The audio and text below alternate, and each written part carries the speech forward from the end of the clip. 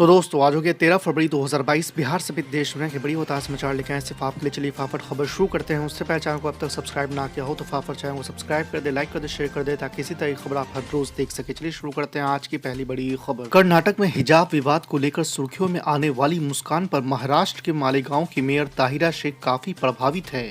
उन्होंने ऐलान किया है कि मालेगांव में उर्दू घर का नाम मुस्लिम लड़कियों के विरोध का चेहरा बन चुकी मुस्कान खान के नाम पर रखा जाएगा। आपको बता दें कि मुस्कान वही छात्रा है जिसने कॉलेज में प्रदर्शन के दौरान अल्लाहू अकबर के नारे लगाए थे।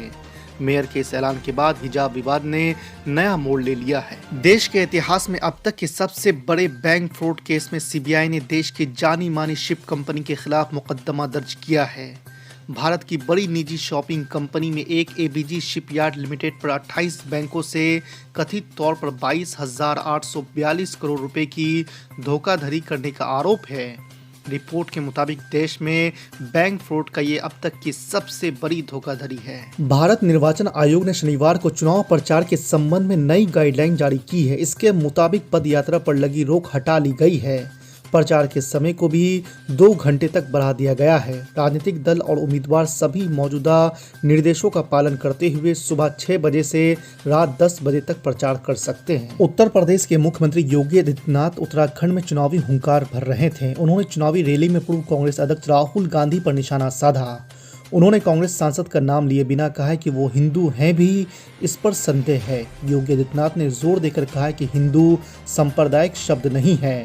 यूपी के मुख्यमंत्री ने कहा कि जिनकी खुद की पहचान संजिंद है वो हिंदू की परिभाषा कर रहे हैं। राहुल जी से हिंदू शब्द की परिभाषा सुनकर आश्चर्य होता है। उनके परनाना खुद को एक्सीडेंटल हिंदू कहते थे। जिनके पूर्वजों को हिंदू होने पर गर्व नहीं होता वो हिंदू की परिभाषा बताएं, ये ठीक नहीं है। बेला के भदोरा गांव में शनिवार को चुनावी जनसभा को संबोधित करते हुए मायावती ने कहा कि बसपा सरकार बनी तो कर्मचारियों की समस्याएं हल करने को आयोग गठित होगा, उनकी सारी मांगे मान ली जाएगी। उन्होंने कहा कि भाजपा जातिवादी पूंजीवादी पार्टी है। यूपी में अपराध बढ़े हैं। दलितों पिछड़ों को आरक्षण का लाभ नहीं मिल पा रहा है।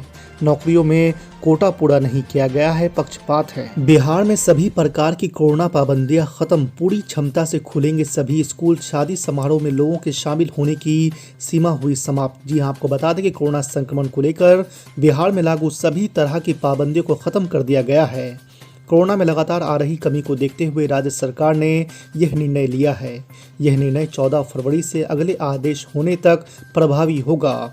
वर्तमान में लागू पाबंदियां 6 से 13 फरवरी तक के लिए लागू है। मुख्यमंत्री नीतीश कुमार की अध्यक्षता में शनिवार को आपदा प्रबंधन समूह की बैठक में यह निर्णय लिया गया है। समाजवादी पार्टी के राष्ट्रीय अध्यक्ष और सूबे के पूर्व मुख्यमंत्री अखिलेश यादव ने शनिवार को सहसवान विधानसभा क्षेत्र के इस्लाम नगर कस्बे में एक चुनावी जनसभा को संबोधित करते हुए मुख्यमंत्री योगी आदित्यनाथ पर निशाना साधा है। अखिलेश यादव ने कहा कि जो चुनाव परिणाम 10 मार्च को आना था, जनता ने 10 फरवरी को पहले चरण के मतदान के बाद ही बता दिया। कोई अन्य दल नहीं जीतने जा रहा है, सभी दलों का सफाया होगा। बीजेपी को निशाने पर लेते हुए अखिलेश यादव ने कहा कि पूरे 5 साल की सरकार में किसानों को खाद की एक बोरी नहीं मिली। ऑल इंडिया मजलिस इत्तेहादुल मुस्लिमीन के प्रमुख असदुद्दीन अवैसी के काफिले पर हमला करने के मामले में पुलिस ने एक और आरोपी को गिरफ्तार कर लिया है। पुलिस के मुताबिक गिरफ्तार किए गए आरोपी ने मुख्य आरोपी सचिन शर्मा को अवैध हथियार मुहैया कराए थे। हालांकि पुलिस इस बारे में बेहद सावधानी बरत रही है। आपको बता दें कि कुछ समय पहले असदुद्दीन अवैसी पर हमले के मुख्य आरोपी सचिन शर्मा और शुभम को पहले ही पुलिस ने गिरफ्तार कर चुकी है। ये जगह का नाम गुमसानी है ना, गुमसानी है ना। अब आपसे अपील कर रहा हूं, ये तमाम को गुमनाम कर दो आप इंशाअल्लाह ताला। ये गुमसानी की आवाम की मेरी आपसे अपील है कि आपका नारा होना चाहिए कि गुमसानी का नारा 14 को सबको गुमनाम करेंगे और मुशीर को कामयाब करेंगे इंशाअल्लाह ताला। मेरे अजीज दोस्तों और बुजुर्गों, ये समाजवादी पार्टी, पूछिए इनसे, ट्रिपल तलाक का जब कानून लाया गया 3 मरतबा पार्लियामेंट में आया, समाजवादी पार्टी के एमपीज की तकारीर उठाकर देख लो आप। ट्रिपल तलाक का कानून है और अखिलेश बात कर रहे, मैंने रोड बना यूपी में, मैंने रोड बना यूपी में। अरे कानून ट्रिपल तलाक का है, ये बोल रहे मैंने हाईवे बनाया, मैंने प्लेन उतारा। अरे बोलने लफ्ज मुसलमान का नाम लेने से डरते अखिलेश। तुमने कब सुना था अल्पसंख्यक समाज मुसलमान का नाम अखिलेश की जबान से? नहीं सुना किसी ने। डरते नहीं, अगर बोलेंगे तो वोट नहीं मिलेगा। अरे आपके ने वोट है ही नहीं हमारे सिवा। आपने हमको कैदी बनाकर रख दिया। आपने हमको बीजेपी का डर दिखाकर हमको कैदी बनाकर रख दिया। मगर सुनो अखिलेश यादव, अब वो मामला नहीं रहेगा। अब वो पूरी बातें खत्म हो जाएंगी। ना सिर्फ संभल बल्कि इंशाअल्लाह उत्तर प्रदेश में मजलिस इत्तेहादुल मुस्लिमीन एक नई तारीख लिखेगी इंशाअल्लाह ताला। ये गुलामी और कैदी की सब बातें खत्म। अब हिस्सेदारी की लड़ाई होगी।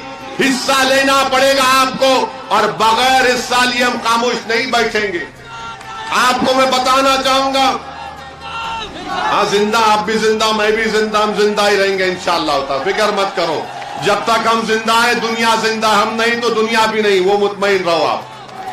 मेरे अजीज दोस्तों और बुजुर्गों, पार्लियामेंट में यूएपीए का कानून आया। वो कानून ये कहता है कि दिल्ली में बैठा हुआ एनआईए का एक इंस्पेक्टर आपके गांव के किसी भी बच्चे को टेररिस्ट घोषित कर सकता। क्या अखिलेश यादव तुम तारीफ नहीं किए उस कानून की? क्या कांग्रेस ने तारीफ नहीं की अमित शाह के अमेंडमेंट बिल की? हम पर उंगलियां उठाते पार्लियामेंट में खड़े होकर मैंने पूरे संविधान के सामने रखकर दलाइल दिया, कहा कि कानून गलत है, यह कानून गलत है। इस कानून का इस्तेमाल मुसलमान, दलित, आदिवासियों पर होगा। आज भारत की जेलों में उसी कानून के तहत बच्चों की जिंदगी को बर्बाद करके रख दिया गया। अखिलेश यादव ने तारीफ की। बताओ नवाब, तुम्हारी जबान खुली? क्या तुम बोले कानून गलत है? भैया मत तारीफ करो। तुम नहीं बोल सकते क्योंकि तुम्हारे घर तक आफत नहीं आएगी, ना गरीब के घर पर आफत आएगी, नौजवानों की जिंदगी बर्बाद हो जाएगी। आज बताइए, आप अमित शाह की तारीफ करते, उस कानून को कांग्रेस और सपा लोकसभा राज्यसभा में तारीफ करते हैं, और आकर आपसे वोट का मुतालबा करते हैं। किस मुंह से मुतालबा करेंगे आप? बदतरीन कानून को तुमने तारीफ किया, उसको कानून बन गया। आज भारत में किसी को भी यूएपीए लगा दिया जाता है, किसी पर भी यूएपीए लगा दिया जाता है। हाँ, ये और बात है कि हम पर गोलियां चलाने वालों पर यूएपीए नहीं लगाया जाता। हम पर गोलियां चलाने वालों पर यूएपीए नहीं लगाया जाता। मेरे अजीज दोस्तों और बुजुर्गों, तीसरी बात, आज प्रधानमंत्री हमको मीडिया के लोग बताए